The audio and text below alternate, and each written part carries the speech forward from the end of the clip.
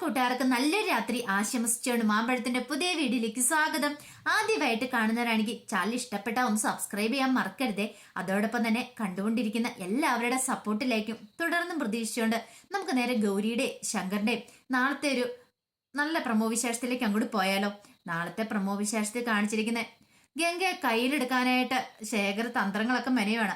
അതിനു വേണ്ടിയിട്ട് പഠിച്ച പണി 18 നോക്കുന്നൊക്കെയുണ്ട്. അപ്പൊ അതിന്റെ വിശേഷങ്ങളും അതോടൊപ്പം തന്നെ ഗൗരിക്കാണെങ്കിൽ ഗംഗയും ശങ്കറും ഒരുമിച്ച് നടക്കുന്നുണ്ടപ്പോ സഹിച്ചില്ല. ഉള്ളിലൊരു സംശയങ്ങളൊക്കെ ഉണ്ടാകുന്നുണ്ട്. ചെറിയ സംശയങ്ങൾ, ഇച്ചിരി വലിയ സംശയങ്ങളൊക്കെ ഉണ്ടാകുന്നുണ്ട്. പിന്നീട് അവരെ രണ്ടുപേരും തെറ്റിക്കാനായിട്ട് ഗൗരി ഇറങ്ങിത്തിരിക്കുകയാണ്. ആ വിശേഷങ്ങളൊക്കെയാണ് നാളെ നമ്മൾ കാണാൻ പോകുന്നത്.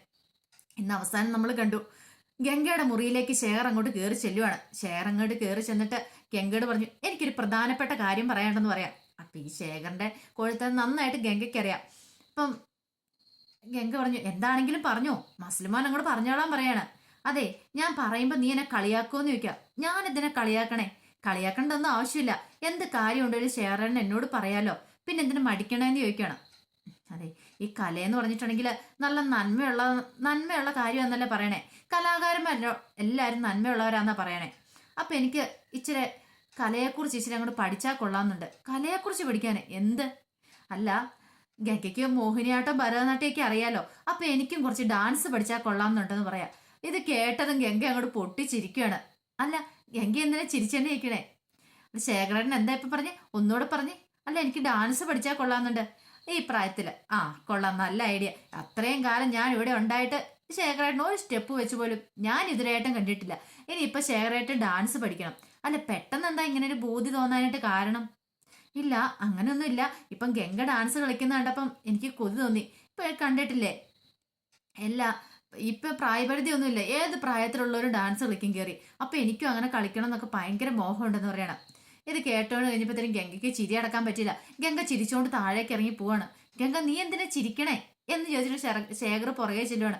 പിന്നെ ഞാൻ എങ്ങനെ ചിരിക്കായിരിക്കും എന്ന് പറഞ്ഞുകൊണ്ട് താഴേക്ക് ഇറങ്ങി ചെല്ലുമ്പോൾ മഹാദേവൻ അവിടെ നിൽക്കുന്നുണ്ട്. മഹാദേവൻ ചോദിച്ചു, എന്ത് പറ്റുമോളെ, എന്താ ചിരിച്ചോണ്ട് വരണേന്ന് ചോദിക്കും. എങ്ങനെ ചിരിക്കാതിരിക്കും എന്റെ ദേവനങ്കളെ, ഒന്നും പറയണ്ടെന്ന് പറയും. എന്താ കാര്യം? നീ കാര്യം എന്താന്ന് പറ. ഈ ശേഖരന്റെ ഒരു കോമഡി കേട്ടിട്ട് ഞാൻ ചിരിച്ചാന്ന് പറയും. കോമഡിയോ? ശേഖറോ? ആഹാ, അവൻ ഇന്നുവരെ കോമഡി ഒന്നും പറഞ്ഞ് ഞാൻ അങ്ങനെ കേട്ടിട്ടില്ല. ഓ എന്റെ പൊന്നോ, 2024 വലിയൊരു കോമഡി ഒക്കെ ആയിട്ട് എൻ്റെ അടുത്ത് വന്നേക്കുന്നേ. ആ, എന്താ കോമഡി? ഞങ്ങളോട് ഒന്ന് കേൾക്കട്ടെ. ശേഖരേട്ടന് ഡാൻസ് പഠിക്കണം പോലും. ആര്? നമ്മുടെ മസിൽ മോനോ? അത് കൊള്ളാലോ. അത് ഭരതനാട്യം മോഹിനിയാട്ടം ഒക്കെ എനിക്കറിയാവുന്നേ. അപ്പൊ അതൊക്കെ ഞാൻ പഠിപ്പിക്കണമെന്ന് ശേഖരേട്ടനെ. അത് കൊള്ളാലോ, നല്ല കാര്യമുള്ളതെന്നും പറഞ്ഞിട്ട് മഹാദേവനും കൂടെ ചിരിക്കുവാണ്. ഈ ചിരി കണ്ടു കഴിഞ്ഞപ്പോഴത്തേനും ശേഖറിനോട് സഹിച്ചില്ല. ശേഖർ പറഞ്ഞു, അച്ഛൻ എന്തിനാ ചിരിക്കണേന്ന് ചോദിക്കുക. എടാ, ഇത് കേട്ട് കഴിഞ്ഞാൽ പിന്നെ എങ്ങനെ ചിരിക്കാതിരിക്കും? ഇത് നീ നല്ല, ഇത് കേൾക്കണ ആരാണെങ്കിലും ഒന്ന് ചിരിച്ചു പോകുന്നു പറയാണ്.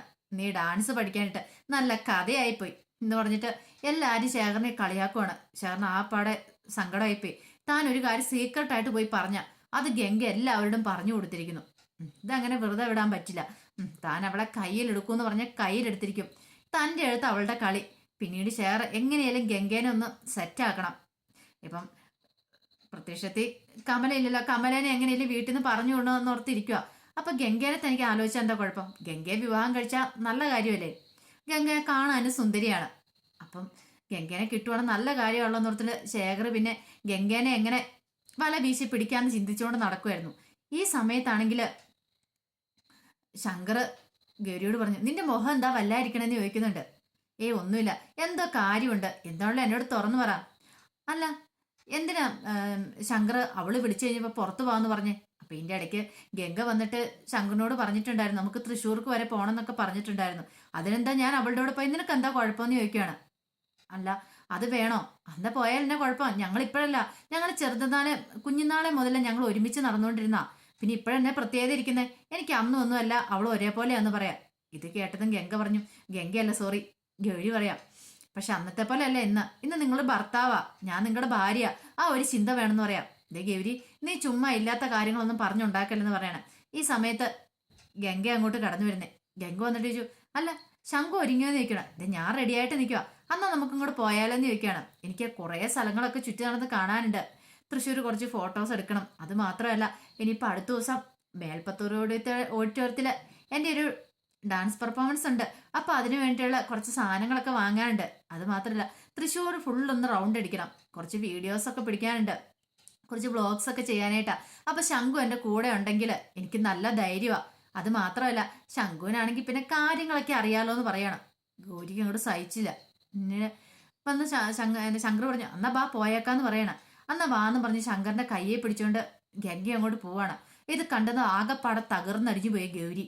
ഇങ്ങനെ ഗൗരി നോക്കിക്കഴിയുമ്പോഴത്തേനും കയ്യേലൊക്കെ പിടിച്ചോണ്ടാ പോകുന്നത്. അങ്ങനെ കയ്യേലൊക്കെ പിടിച്ച് താഴേക്ക് ഇറങ്ങി ചെന്ന് കഴിയുമ്പോഴത്തേനും അവിടെ തങ്കച്ചി നിൽക്കുന്നു. തങ്കച്ചി അവരുടെ വരവ് ശ്രദ്ധിച്ചു. ആ വരവ് കണ്ടപ്പോൾ തങ്കച്ചി പറഞ്ഞു, എന്ത് ഭംഗിയാ രണ്ടുപേരും കൂടെ വരുന്ന കാണാനായിട്ട്. രണ്ടുപേരും നല്ല ജോഡികളല്ലോ ആണല്ലോ. നിങ്ങളായിരുന്നു ശരിക്കും വിവാഹം കഴിക്കേണ്ടായിരുന്നു പറയണം. ഇത് കേട്ട് കഴിഞ്ഞപ്പോഴത്തേനും ശങ്കർ പറഞ്ഞു, അമ്മ എന്താ വർത്താനം പറയണേന്ന് ചോദിക്കുകയാണ്. ഗൗരി അപ്പം മോളിൽ നിന്ന് താഴേക്ക് ഇറങ്ങി വരുന്നുണ്ടായിരുന്നു. ഗൗരി കേട്ടു തങ്കച്ചി പറയുന്ന കാര്യങ്ങളൊക്കെ. അല്ല അമ്മ എന്തിനാ ഇങ്ങനെയൊക്കെ ഇപ്പൊ പറയണേ? അത് പിന്നെ ഞാൻ പറഞ്ഞാൽ എന്താ തെറ്റിരിക്കുന്നത്? ഉള്ള കാര്യമല്ലേ പറഞ്ഞത്. പണ്ടായിരുന്നെങ്കിൽ ഗംഗയുടെ അമ്മയ്ക്ക് ഭയങ്കര ഇഷ്ടമായിരുന്നു നിന്നെ കൊണ്ട് ഗംഗയെ വിവാഹം കഴിപ്പിക്കാനായിട്ട്. ആ ആഗ്രഹം പലവട്ടം പറയുകയും ചെയ്തിട്ടുണ്ട് എന്നോട്. പക്ഷെ മുതിർന്നു കഴിഞ്ഞപ്പോഴത്തേനും, നീ വലിയ ആളായി കഴിഞ്ഞപ്പോഴത്തേനും നിനക്ക് സ്വന്തം ഇഷ്ടങ്ങളൊക്കെ ആയി തുടങ്ങിയില്ലേ. നീ സ്വന്തമായിട്ട് തേടി പിടിച്ചൊരു പെണ്ണിനെ കണ്ടെത്തുകയും ചെയ്യും. അവളോ എന്റെ പൊന്നെ, അതിനെക്കുറിച്ച് കൂടുതലൊന്നും പറയാതിരിക്കുന്നത് നല്ലത്. ഈ സമയത്ത് ശങ്കർ, അമ്മയൊന്നും മിണ്ടാതിരിക്കാവോ? അമ്മ എന്തിനാ എപ്പം നോക്കിയാലും ഗൗരീനെ ഇങ്ങനെ കുറ്റപ്പെടുത്തുന്നേ? അതും പോരാന്ന് ഇപ്പം ഗംഗയുടെ മുന്നിൽ വെച്ചു. അത് ഗംഗ, നീ ഇതും മൈൻഡ് ആക്കുമൊന്നും വേണ്ട കേട്ടോ എന്ന് പറയണം. നമുക്ക് പോവാന്ന് പറഞ്ഞ് കയ്യെ പിടിച്ചോണ്ടും കൂടി പോവാ. അത് കണ്ടു നിന്ന ഗൗരിക്ക് അങ്ങോട്ട് സഹിച്ചില്ല. ഈ സമയത്താണെങ്കിൽ ശേഖർ എങ്ങനെ കയ്യിലെടുക്കും? ഒരു റോസപ്പൂ കൊണ്ട് കൊടുത്തു നോക്കിയാലോ? ഈ റോസപ്പൂ കൊടുത്തല്ലേ സാധാരണ പ്രപ്പോസ് ചെയ്യുന്നേ. അങ്ങനെ തനിക്ക് അവളെ ഇഷ്ടമാ, വിവാഹം കഴിക്കാൻ ആഗ്രഹം ഉണ്ടെന്നൊക്കെ പറഞ്ഞാലോ? അങ്ങനെ ശേഖരന്റെ ഉള്ളിൽ ചില ആഗ്രഹങ്ങളൊക്കെ ഉണ്ടാകുന്നുണ്ട്. ഗംഗയോട് പറയാനായിട്ട്, അല്ല പൂ വേണ്ട, ഈ ചെടി തന്നെ അങ്ങോട്ട് കൊണ്ടുപോയി കൊടുത്താലോ? ഒരു ചെടിച്ചെടിക്കകത്ത് കുറച്ച് റോസപ്പൂ ഉണ്ടാകുന്നല്ല, കുറച്ച് റോസപ്പൂ വിരിഞ്ഞു നിൽക്കുന്നുണ്ടായിരുന്നു.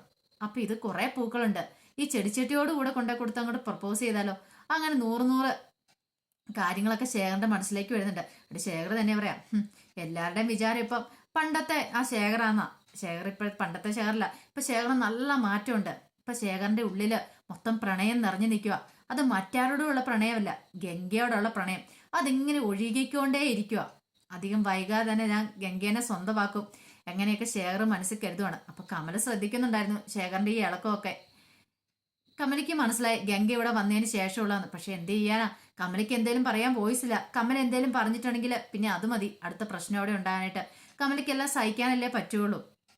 പക്ഷെ ഗൗരി ആണെങ്കിൽ ഗംഗയുടെ ഈ ശങ്കരനെ പോക്ക് കണ്ടിട്ട് ഗൗരിക്ക് മനസ്സിലായി ഇതങ്ങനെ വെറുതെ വിട്ടാൽ പറ്റില്ല, എന്തേലും ചെയ്തേ പറ്റുള്ളൂ. അല്ലെങ്കിൽ ഒരു പക്ഷേ തന്റെ ഭർത്താവിനെ തനിക്ക് നഷ്ടപ്പെടുന്നു വരെ ഗൗരിക്ക് തോന്നി തുടങ്ങി. അപ്പൊ അവർക്കൊട്ടൊരു പണി കൊടുക്കാൻ തന്നെ ഗൗരി തീരുമാനിക്കുകയാണ്. അപ്പൊ അതിന്റെ വിശേഷങ്ങളൊക്കെയാണ് നാളെ നമ്മൾ കാണാൻ പോകുന്നത്. ആ വിശേഷങ്ങൾക്കായി നമുക്ക് എല്ലാവർക്കും കാത്തിരിക്കാട്ടോ. ഒരിക്കൽ കൂടി എല്ലാവർക്കും നല്ലൊരു രാത്രി ആശംസിച്ചുകൊണ്ട് നിർത്തുന്നു. നന്ദി.